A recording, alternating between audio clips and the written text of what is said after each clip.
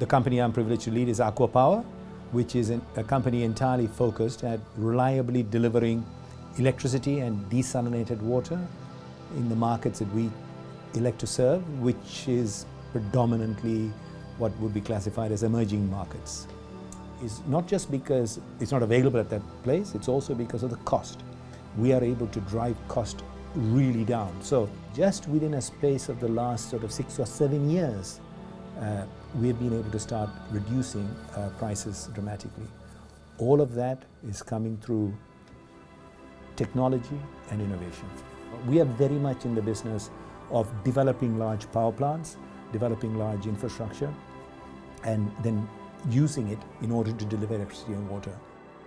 We as a company started out quite rightly. We learned our engineering at home. We developed over the first 5 years, built up capacity and competency and know-how.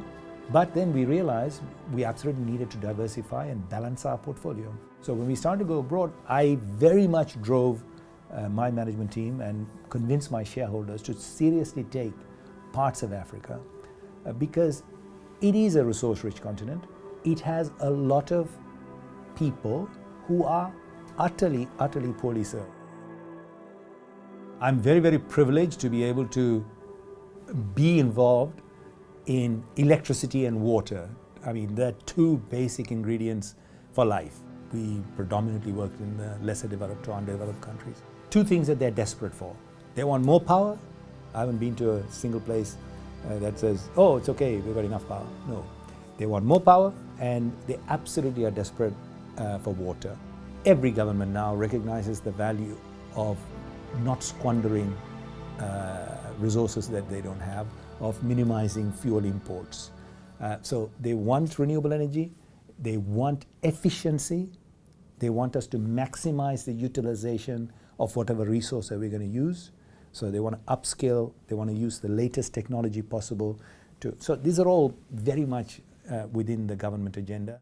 Now, in actually deploying that investment, if we are smart about it, it is so easy to involve that local community with just $10 million. $10 million spent in a community of that size, poor, impoverished, over a period of 3-4 years. Not to give them the $10 million, but to create opportunities for them to generate, for them to rear chicken and supply eggs, for them to become welders, for them to become fabricators. So deployment of that infrastructure itself and then subsequent operation and maintenance will allow economic development in those countries. Ouazzazate, I remember going 8 years ago, and it was a very small community, very impoverished, dirt roads in the town. Yeah, it's a very sleepy sort of place. And then we went in there, we started to develop these huge projects. Very consciously started to work with the communities.